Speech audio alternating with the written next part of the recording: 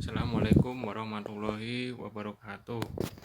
Di sini saya Alif Rahman Nugroho akan mencoba mempresentasikan tentang fisiologi nifas.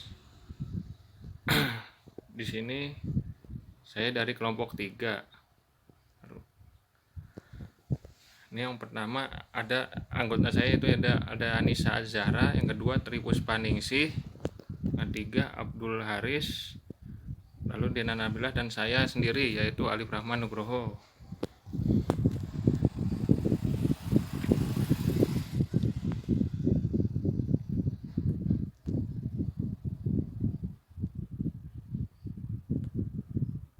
Dan di sini ntar ada yang pertama itu fisiologi masa nifas, dan yang kedua yaitu perubahan pada masa nifas. Lalu yang pertama yaitu fisiologi masa nifas. Ya, masa nifas, apa sih itu masa nifas? Masa nifas itu adalah, atau masa puerperium adalah masa setelah persalinan selesai sampai 6 minggu atau 42 hari. Selama masa nifas, organ reproduksi secara perlahan akan mengalami perubahan seperti keadaan sebelum hamil. Nah, tahapan masa nifas. Jadi tahapan masa nifas itu ada 3. Yang pertama itu 1 puerperium dini, lalu yang kedua itu ada puerperium intermedial, lalu yang ketiga itu remote puerperium. Nah, lalu selanjutnya akan dilanjutkan oleh saudara Abdul Haris. Bismillahirrahmanirrahim. Assalamualaikum warahmatullahi wabarakatuh. Baik, di sini saya akan melanjutkan presentasinya. Nah, tadi kan sudah dijelaskan tentang masa nifas. Nah, di sini proses masa nifas itu ada berpengaruh juga nih kepada sistem reproduksi si wanita tersebut. Nah, apa saja sih yang berpengaruh dalam proses reproduksi itu? Yang pertama itu ada namanya uterus. Nah, di sini uterus akan mengalami perubahan yang sangat besar ya. Lalu ada perubahan pada serviks. Lalu ada perubahan juga pada lokea atau darahnya. Nah, perubahan pada vulva dan vagina. Nah, di sini ada perubahan uterus, di mana kita tahu uterus itu kan tempat terjadinya proses kehamilan ya. Dari uterus mengalami banyak perubahan dari proses kehamilan sampai dengan persalinan. Nah, di sini kan pasti uterus ini akan membesar, tapi uterus ini akan mengalami namanya involusi atau mengalami proses kembalinya keadaan sebelum hamil setelah melahirkan. Nah, di dalam setelah melahirkan itu uterus itu akan mengalami pembengkakan atau pembesaran, sehingga di dalamnya itu berubah dari sebelum hamil. Nah, tapi dari proses involusi ini dia akan mengecil kembali sampai sebelum keadaan hamil. Kurang lebih uterusnya itu 60 gram. Nah, bisa dilihat di gambar yang paling bawah, ini adalah proses involusi uteri dari luar. Nih, bisa kita lihat ya, dari hari 1 sampai dengan hari 9. Nah, setelah persalinan biasanya TFU, tinggi fundus uteri, biasanya itu kan 2 cm di bawah pusat. Di bawah pusat kurang lebih segitu ya. Nah, pas 12 jam kemudian dia akan menurun kurang lebih 1 cm. Nah, pada hari kedua dia kan 12 jam nih, pada hari pertama ya. 12 jam itu dia akan menurun 1 cm. Nah, pada hari kedua fundus uterinya ini dia akan menurun lagi nih ke bawah pusat sampai dengan kurang lebih itu 2 cm ya. Nah, pada hari ketiga sampai dengan hari keempat dia turun lagi menjadi 2 cm. Nah, pada hari kelima sampai ke-7 biasanya sudah di antara 5 dan ke-7 ini pusat, biasanya di antara pusat dan di atas simpilis. Nah, jadi hari ke 5 sampai 7 tuh biasanya udah di dekat simpilis atau di atas pusat. Nah, sampai hari ke-8 atau 9, 10 biasanya dia sudah mengalami tidak tidak mengalami sudah tidak teraba gitu ya. Jadi sudah tidak teraba kembali. Jadi kayak normal seperti pinggul biasa gitu. Cuman bekas-bekas saat melahirkan itu yang garis-garis itu dia masih ada, karena kalau garis-garis itu dia tidak bisa hilang sempurna tapi bisa menipis. Tapi kan untuk zaman sekarang ada yang namanya oil untuk menghilangkan garis-garis bekas melahirkan tersebut. Nah, lalu ada serviks. Nah, serviks ini merupakan bagian dasar uterus yang bentuknya itu sempit sehingga disebut juga sebagai leher rahim. Nah, setelah persalinan, serviks ini akan menjadi seperti corong. Nah, disebabkan oleh korpus uteri yang berkontraksi sedangkan serviks tidak berkontraksi.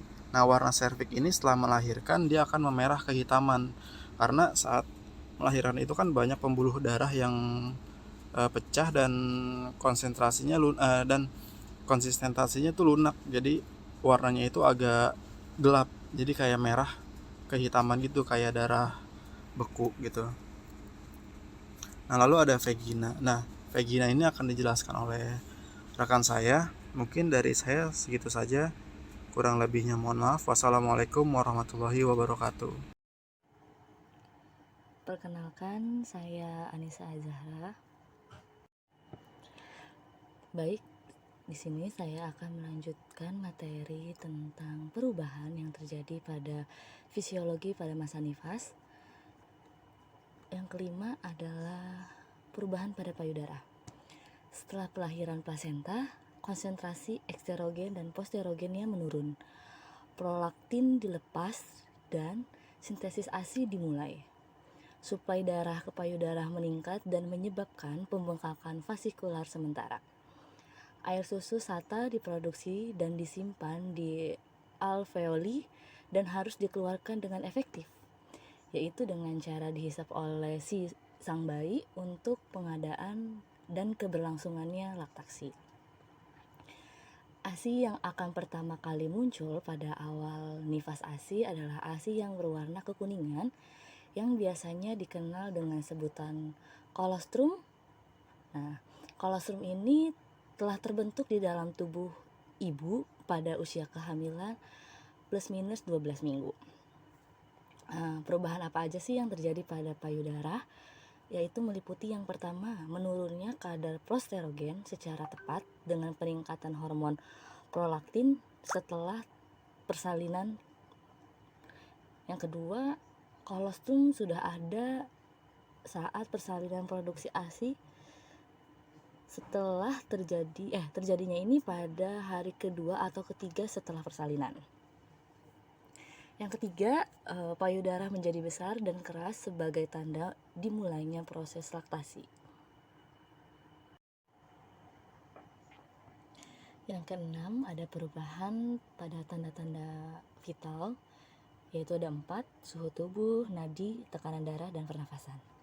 Pada suhu tubuh setelah proses persalinan, suhu tubuh ini dapat meningkat 0,5 derajat Celcius dari keadaan normal. Namun, suhunya tidak akan melebihi 30 derajat Celcius. Setelah 12 jam persalinan, suhu tubuh akan kembali seperti keadaan semula. Untuk yang kedua, ada nadi. Setelah proses persalinan selesai, frekuensi denyut nadi dapat sedikit lebih lambat. Nah, nanti pada saat masa nifas, biasanya denyut nadi akan kembali normal. Untuk yang ketiga, tekanan darah. Setelah praktus, tekanan darah dapat sedikit lebih rendah dibandingkan pada saat hamil karena terjadinya pendarahan pada proses persalinan. Untuk yang terakhir ada pada pernafasan. Pada pernafasan, saat praktus, frekuensi pernapasan akan meningkat karena kebutuhan oksigen yang tinggi untuk tenaga sang ibu untuk meneran atau mengejan dan mempertahankan agar persediaan oksigen ke janin tetap terpenuhi. Setelah praktus frekuensi, pernapasan akan kembali normal.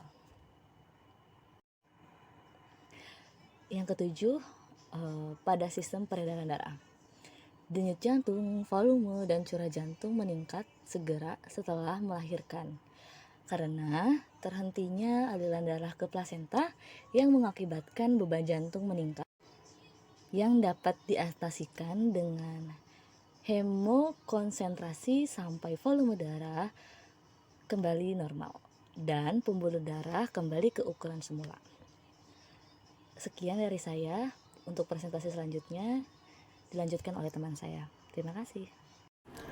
Baik, saya Tripuspaningsih. Di sini saya akan melanjutkan penjelasan dari Kak Haris. Selain uterus dan juga serviks yang mengalami perubahan fisiologis pada masa nifas, vagina juga mengalami perubahan fisiologis. Vagina merupakan saluran yang menghubungkan rongga uterus dengan tubuh bagian luar. Dinding depan dan belakang vagina berdekatan satu sama lain dengan ukuran panjang kurang lebih 6,5 cm dan kurang lebih 9 cm.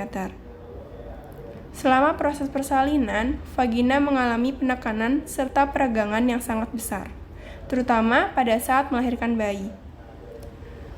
Beberapa hari pertama sesudah proses tersebut, vagina tetap berada dalam keadaan kendur.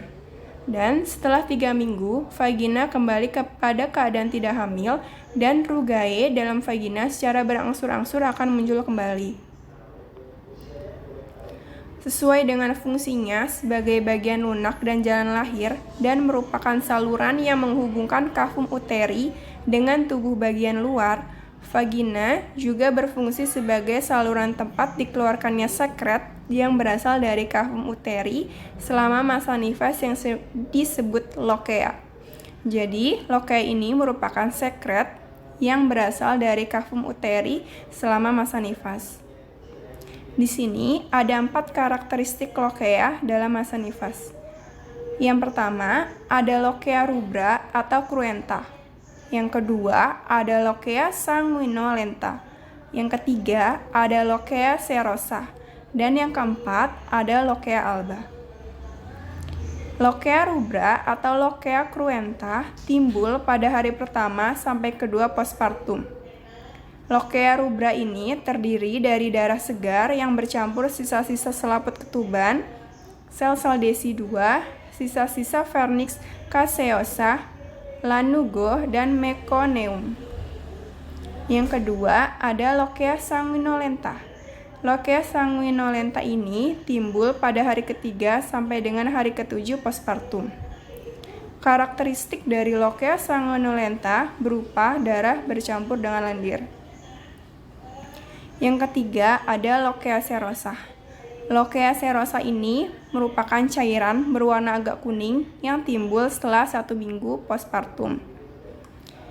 Dan yang terakhir ada lokea alba. Nah, lokea alba ini timbul setelah 2 minggu postpartum dan hanya merupakan cairan putih. Normalnya, lokea ini akan berbau amis kecuali bila terjadi infeksi pada jalan lahir. Dan baunya akan berubah menjadi berbau busuk. Setelah vagina, organ yang mengalami perubahan fisiologis pada masa nifas adalah vulva. Sama halnya dengan vagina, vulva juga mengalami penekanan serta peregangan yang sangat besar selama proses melahirkan bayi. Beberapa hari pertama sesudah proses melahirkan vulva tetap berada dalam keadaan kendur. Dan setelah 3 minggu, vulva akan kembali kepada keadaan tidak hamil dan labia menjadi lebih menonjol. Assalamualaikum warahmatullahi wabarakatuh. Di sini saya akan melanjutkan presentasi 8 sistem perkemihan. Buang air kecil sering sulit selama 24 jam pertama. Itu kemungkinan terdapat spasinis sphincter dan edema leher buli-buli. Sesudah bagian ini mengalami kompresi antara kepala janin dan tulang pubis selama persalinan. Urin dalam jumlah yang besar akan dihasilkan dalam waktu 12 sampai 36 jam sesudah melahirkan. Setelah plasenta dilahirkan, kadar hormon estrogen yang bersifat menahan air akan mengalami penurunan yang mencolok. Keadaan ini menyebabkan diuresis uterus yang berdilitasi akan kembali normal dalam tempo 6 minggu. 9. Sistem integumen, perubahan kulit selama kehamilan berupa hiperpigmentasi pada wajah, leher, mamae, dan dinding perut, dan beberapa lipatan sendiri karena pengaruh hormon akan menghilang selama masa nifas. Di sini ada sistem mukuloskeletal, ambulasi pada umumnya dimulai dari postpartum, ambulasi dini, sangatlah membantu untuk mencegah komplikasi dan mempercepat proses involusi. Sekian presentasi yang dapat kami sampaikan. Mohon maaf bila ada kesalahan. Wassalamualaikum warahmatullahi wabarakatuh.